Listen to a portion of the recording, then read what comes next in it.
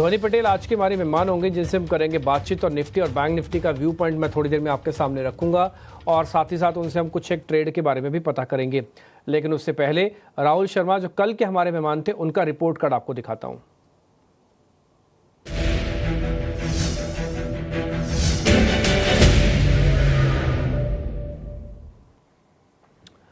देखिए कल राहुल शर्मा हमारे साथ थे। उन्होंने कहा था कि सेल आप चाहें तो एक प्लस कर सकते हैं, तो करीब 5% का गेन वहाँ से आया, कम नहीं होता 5% का गेन। उन्होंने ये भी कहा था कि मेटल्स के अंदर काफ़ी अच्छी वैल्यू हंटिंग हो सकती है। आज थोड़ा ही बाजार ठीक हुआ है। ठीक क्या मतलब, थोड़ा ही बाजार आज आपको बेहतर रूप में दिख रहा है, तो आप देख पा रहे होंगे कि आज मेटल्स के काउंटर वापस से चले। हमने कल ये बात भी पूछा था कि रियल एस्टेट काउंटर्स के अंदर क्या करें। उन्होंने कहा अब्रार रियल्टी को अभी भी बेचा जा सकता है। लास्ट में मेरा क्वेश्चन था ये, और आप देखो बाजार चल रहा है लेकिन रियल एस्टेट काउंटर अभी भी टूटे हुए हैं, इसलिए 2% का गेन आपको वहाँ पे दिखा। SBI लाइफ भी उनके रिकमेंडेशन में था, करीब 1.5% का गेन आया है। इसके अलावा कुछ एक और ट्रेड भी होंगे, या तो सपाट चल रहे होंगे या तो उनमें अंदर किसी तरह का कोई ट्रेड नहीं, इसलिए हमने सेकंड प्लेट आपके सामने नहीं रखी है। लेकिन अगली बार से हम सेकंड प्लेट भी रखेंगे, भले वो सपाट है, माइनस है, नेगेटिव है, वटेवर जो भी है।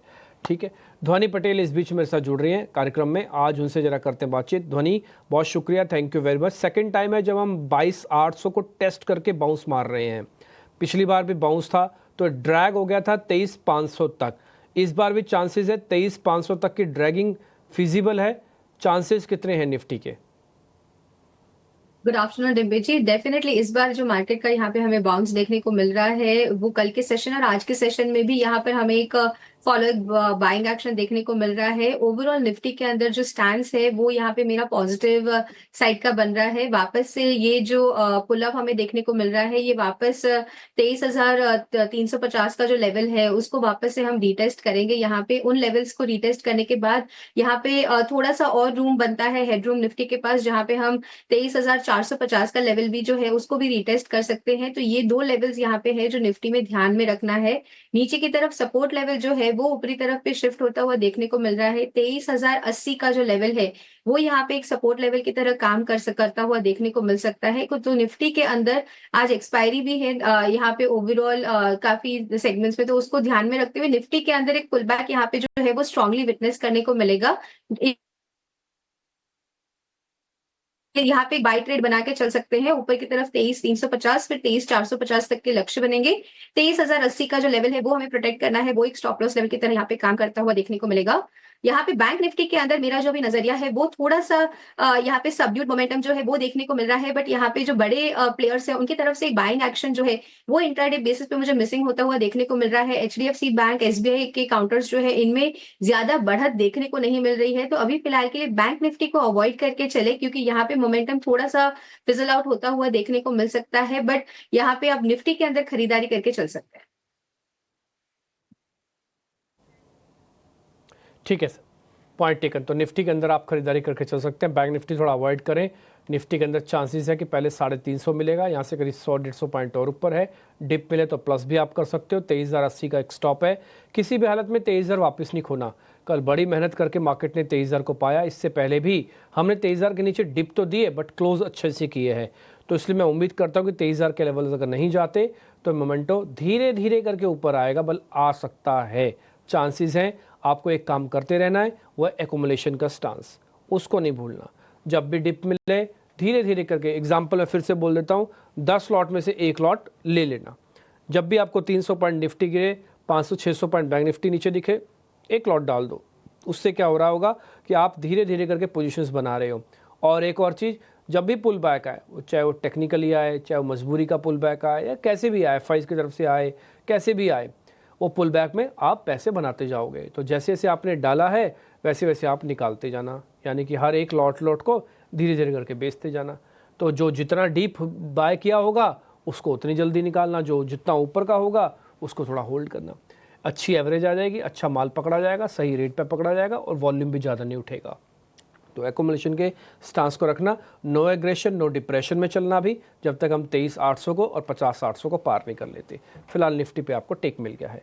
अब सीधा शेयर्स की तरफ बढ़ते हैं आगे। ताज़ा खरीदारी वाले शेयर्स आएंगे स्क्रीन पर।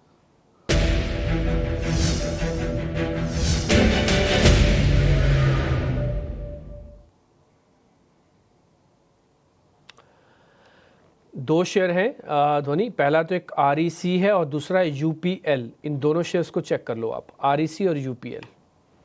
जी बिल्कुल डिम्पी जी, यहाँ पे दोनों ही काउंटर्स है, इसके अंदर एक बढ़त आज काफी स्ट्रांगली देखने को मिल रही है। मेरा कन्विक्शन जो यहाँ पे काउंटर वाइज बन रहा है वो यहाँ पे आरईसी के काउंटर के अंदर है। आरईसी का जो काउंटर है यहाँ पे इंट्राडे बेसिस पे भी हमने एक डिप देखा और एक फर्दर बाइंग अपॉर्चुनिटी इसके अंदर क्रिएट होती हुई देखने को मिल रही है।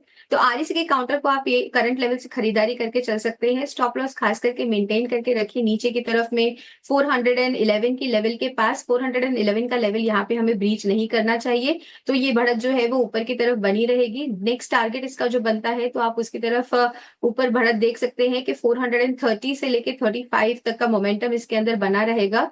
तो आरईसी के काउंटर को यहाँ पे प्लस करके चल सकते हैं। यूपीएल का जो काउंटर है इसके अंदर ऑलरेडी एक इंक्रीमेंट है, वो हम आज के सत्र में देख चुके हैं। डे हाई के पास ट्रेड कर रहे हैं और अगर हम इंट्राडे स्ट्रक्चर को पुल करें तो यहाँ पे 645 से लेके 47 के लेवल्स तक यहाँ पे एक रेजिस्टेंस भी देखने को मिल सकता है। तो यूपीएल में फ्रेश खरीदारी की सलाह नहीं रहेगी। जिन्होंने ऑलरेडी पोजीशंस बनाई है वो 447 45 के लेवल्स के पास अपना प्रॉफिट बुक कर सकता है। ठीक है, पॉइंट टेकन है मैम आपका। ये जो भी आप ट्रेड हमको बता रहे हैं, तो यूपीएल के अंदर एक अच्छा आज मूव भी मिल रहा है। स्टॉप लॉस टारगेट भी आपकी स्क्रीन पर आ जाएंगे, नोटिस कर लीजिएगा। ये आरईसी का स्टॉप लॉस टारगेट है 411 का एक स्टॉप है। बस थोड़ा सा वॉल्यूम अपना देख के रखना, वॉल्यूम को ज़्यादा मत बढ़ाना, ना ही ज़्यादा कम करना। नो एग्रेशन नो डिप्रेशन की पॉलिसी को फॉलो करते हुए बाइंग ऑन डिप्स, एकोमोलेशन का स्टांस और अच्छे शेयर्स को पकड़ो। Buy right and sit tight. ठीक है, 3-4 फिलॉसफी है, कुछ ज़्यादा लंबा चौड़ा दिमाग नहीं लगाना आपको। जो करना है वो मार्केट को करना है, आप और मेरे सोचने से कुछ नहीं होगा। मैं मान ले कि वो सो जाऊँ और सुबह उठूँ कि नहीं, मैं सुबह उठते बाज़ार में वो तेज़ मिलेगा, ऐसा होता नहीं है बॉस। अगर होता भी है तो आप बहुत जल्दी निकल जाएंगे उसमें से। ठीक है, शॉर्ट कवरिंग के भी दो शेयर है हमारे पास, हिंदुस्तान एरोनॉटिकल्स है और गोदरेज प्रॉपर्टीज़ है। इन दोनों को भी चेक कर लो ध्वनि, अगर कोई ट्रेड बनता है तो बताना। HAL और गोदरेज प्रॉपर्टीज़। जी बिल्कुल डिम्पी जी, यहाँ पे सबसे पहले अगर हम देख रहे हैं गोदरेज प्रॉपर्टीज का काउंटर, तो ऑलरेडी इसके अंदर जो बढ़त है वो काफी स्ट्रॉन्ग अपसाइड मोमेंटम इसके अंदर देखने को मिल रहा है। तो फ्रेश खरीदारी तो करने की सलाह नहीं दूंगी मैं इसके अंदर। जिनके पास एग्जिस्टिंग पोजीशंस है वो यहाँ पे 2075 के रेट के पास, 2065 से 75 के रेट के पास यहाँ पे प्रॉफिट बुकिंग कर ले, क्योंकि इसके ऊपर जो इंट्राडे स्ट्रक्चर बता रहे हैं तो एक रेजिस्टेंस यहाँ पे फेस करता हुआ दिखेगा काउंटर के अंदर, और उसके ऊपर का अप मूव यहाँ पे देखने को नहीं मिल सकता है। ओवरऑल पेरेनियल ट्रेंड इसका जो है यहाँ पे शॉर्ट टर्म बेसिस पे एक डाउन साइड का देखने को मिल रहा है। तो इस बाउंस को आपने अगर इंट्राडे बेसिस पे खरीदा है तो ऊपर की तरफ आप यहाँ पे अपना प्रॉफिट जो है उसको बुक करके चले। दूसरा काउंटर जो हम यहाँ पे बात कर रहे हैं HAL का, तो HAL के काउंटर के अंदर भी यहाँ पे डेफिनेटली आज के सत्र में एक बाइंग एक्शन देखने को मिल रहा है, बट फ्रेश खरीदारी इसके ऊपर अगर हमें करनी है तो ऊपरी स्तरों पे स्टॉक को यहाँ पे 3830 का लेवल जो है उसको ब्रीच करना पड़ेगा। उसके बाद इसके अंदर फ्रेश खरीदारी करके चल सकते हैं। जिनकी एग्जिस्टिंग पोजीशंस ऑलरेडी कल के सेशन में और आज के सेशन में किसी ने बनाई है, तो ऊपरी स्तरों पे 3765 का लेवल है वो एक रेजिस्टेंस की तरह काम करता हुआ देखने को मिलेगा। तो वहां पे प्रॉफिट बुकिंग की सलाह रहेगी। ठीक है, पॉइंट टेकन है। ये दो शॉर्ट कवरिंग के शेयर्स भी हैं जिस पे आपको एक टेक मिल गया है। तो हमने तेज़ी के जितने शेयर पता करने थे मैम से पता कर लिए। 4 शेयर्स रहते हैं टिपिकली, तो 4 में से 3 पे बाय आपको मिला है और एक बैंक निफ्टी के अंदर भी एक आपको एक ट्रेड मिल चुका है, वहाँ पर भी आप चाहें तो एक बार ट्रेड ले। तेज़ी के शेयर तो हम यहाँ पे देख चुके हैं, अब जरा मंदी वाले शेयर्स की करते हैं चर्चा। तो ताज़ा बिकवाली वाले शेयर्स लेके आइए स्क्रीन पर।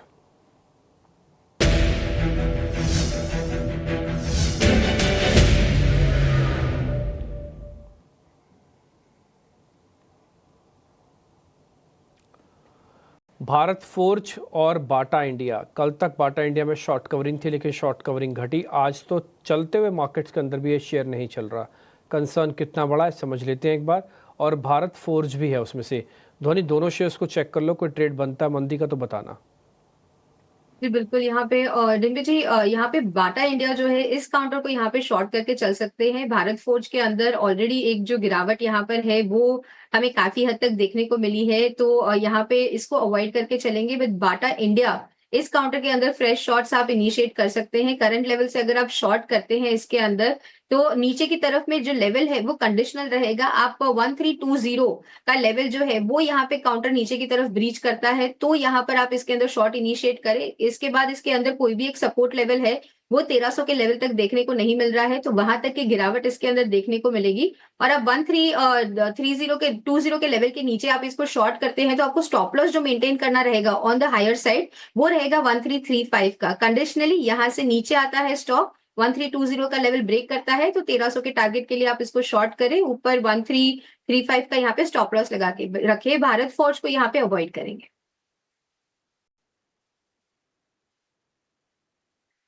ठीक है, डन। तो एक छोटे सी कंडीशन के साथ बाटा पे आपको तो ट्रेड मिल गया। ऊपर हमने कंडीशन डाल दी है 13-20 की, और ये लेवल्स आपके स्क्रीन पर हैं। इसके नीचे आने पर आपको स्टॉप लॉस टारगेट जस्टिफाई हो जाएगा, आप एक सौदा भी क्रिएट कर सकेंगे। लेकिन इससे पहले वाला जो शेयर था भारत फोर्ज, उसको हमने अवॉइड कैटेगरी में डाला है। दो शेयर और भी हैं ध्वनि जिसमें अनवाइंडिंग हो रही है, यानी कि जिसमें ओपन इंटरेस्ट भी घट रहा है और प्राइस भी नीचे जा रहे हैं। वो है एस्ट्रल लिमिटेड और दूसरा शेयर है ऑयल इंडिया। एक बार इन दोनों पे भी आपकी recommendation, astral limited, oil India.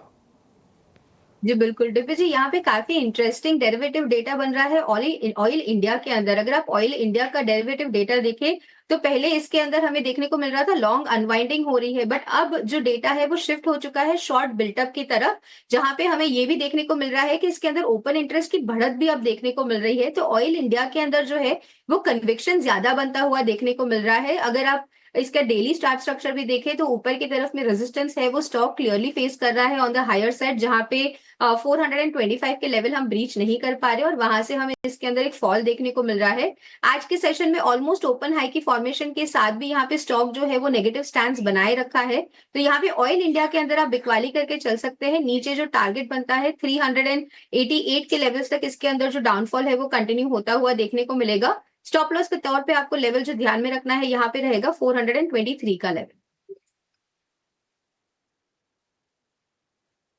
ठीक है, तो ये कुछ एक शेयर्स हो गए जो आप हमको बता भी रहे हैं और हम यहाँ पे स्टॉप लॉस और टारगेट के साथ आपके सामने लिख भी रहे हैं। ध्वनि, अब आपके शेयर्स की बारी है, आपकी ट्रेडिंग कॉल्स क्या हैं, फिर बाद में मैं दो शेयर और पता करूंगा आपसे। बिल्कुल बिल्कुल, यहाँ पर सबसे पहला ट्रेडिंग कॉल जो मेरा यहाँ पे बन रहा है तो आज फार्मा में यहाँ पे बाइंग देखने को मिल रही है। फार्मा काउंटर्स के अंदर जो दूसरे प्रोडक्ट्स है उनके अंदर भी बाइंग देखने मिल रही है। लैब्स के अंदर खास करके बाइंग जो है वो स्ट्रांगली देखने को मिल रही है। तो लॉरस लैब का काउंटर है वो मुझे यहाँ पे पसंद आ रहा है। लॉरस लैब के काउंटर में आप करंट लेवल से अगर खरीदारी करते हैं तो आपको नीचे की तरफ 605 का स्टॉप लॉस लगा के रखना है। टारगेट आपका 630 का यहाँ पे बनता है। दूसरा काउंटर जो मुझे यहाँ पे पसंद आ रहा है वो भी लॉन्ग साइड पर ही है, जहां पे बर्जर पेंट्स जो है उसका काउंटर मुझे पसंद आ रहा है, क्योंकि बर्जर पेंट्स का अगर हम यहाँ पे चार्ट स्ट्रक्चर भी देख रहे हैं तो चार्ट स्ट्रक्चर में यहाँ पे एक बॉटम फॉर्मेशन बनी बहुत ही अच्छे से। अगर आप डेली पे देखें तो काफी अच्छी एक बॉटम फॉर्मेशन बनी है और वहां से अपवर्ड स्विंग इसके अंदर देखने को मिल रहे हैं। करंट लेवल से आप बर्जर पेंट के अंदर खरीदारी करके चलते हैं तो ऊपर की तरफ के इसके टारगेट जो है वो 500 से 510 तक का अपमूव है वो इस काउंटर के अंदर दिखा सकता है। और आपको स्टॉप लॉस जो मेंटेन करना है वो यहाँ पे 479 का रहेगा। ठीक है, तो धोनी आपके भी हमने शेयर्स पता कर लिया। एक्चुअली मेरा भी मन था कि मैं बर्जर या एशियन में से कुछ आपसे पूछूं, लेकिन ऑलरेडी आपकी कॉल में बर्जर पेंट शामिल था तो इसलिए मैंने ये बात नहीं रखी है। अब मेरे को जरा आपसे दो शेयर और पता करने हैं। रिलायंस इंडस्ट्रीज़ 10 रुपये ऊपर है। रिलायंस इंडस्ट्रीज़ को इन्वेस्टर और स्विंग ट्रेडर्स दोनों ले लें। मैं स्विंग ट्रेडर की बात इसलिए बोल रहा हूँ क्योंकि 1200 पे ना बहुत बढ़िया बाय जोन बन जाता है और ये 1265 तक चला जाता है। तो 65 रुपये के 2-3 बार भी अगर स्विंग हो गए ना तो हमारा पैसे बन जाएंगे। तो आपका क्या टेक है इस पे? 1210 पे रिलायंस पकड़ो, 1265 पे बेचते जाओ। जी बिल्कुल, यहाँ पे डिम्पी जी ये परफेक्ट स्विंग ट्रेड कैटेगरी का काउंटर अभी फिलहाल के लिए बना हुआ है। डेफिनेटली इन्वेस्टर्स के लिए तो यहाँ पे बहुत ही ल्यूक्रेटिव प्राइस लेवल पे है, जहां पे उनको इन्वेस्ट करते रहना चाहिए इस काउंटर के अंदर। बट स्विंग ट्रेडर्स के लिए भी जो रेंज फॉर्मेशन इसके अंदर काफी अच्छी बनी हुई है कि नीचे की तरफ हम 1200 के लेवल को ब्रीच नहीं कर पा रहे और ऊपर से 1325 का जो लेवल है वो एक रेजिस्टेंस की तरह काम करता हुआ देखने को मिल रहा है। तो स्विंग ट्रेडिंग के लिहाज से भी यहाँ पे रिलायंस के काउंटर में यहाँ पे पोजीशन बनाई जा सकती है। सपोर्ट लेवल का जस्ट हमने रीटेस्ट करा है और वहां से बाउंस हमें देखने को मिल रहा है। पोजिशनली आप इसको बाय करके चले, ऊपर की तरफ जैसे ही वापस से स्टॉक 1300-1325 का लेवल रीटेस्ट करता है वहां पे अपना प्रॉफिट बुक करें। और नीचे की तरफ पे स्टॉप लॉस के तौर पे आपको लेवल ध्यान में रखना है, वो रहेगा 1180 का लेवल। उस लेवल के साथ आप इसके अंदर, इस रेंज के अंदर कॉन्स्टेंटली ट्रेड कर सकते हैं।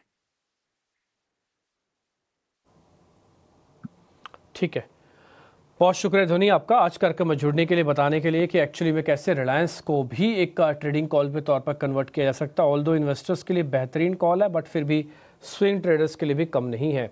आपने जो भी शेयर्स बताए बाय और सेल के, उन सब का रिपोर्ट कार्ड हम दिखाएंगे कल 12 बजे के इसी कार्यक्रम में। ध्वनि बहुत शुक्रिया, थैंक यू वेरी मच आज समय देने के लिए। कन्विक्शन हाई रखते हुए आज मार्केट अभी तक तो सब कुछ चंगा सी टाइप चल रहा है, देखते हैं और सेकेंड हाफ में क्या होता है। नमस्कार।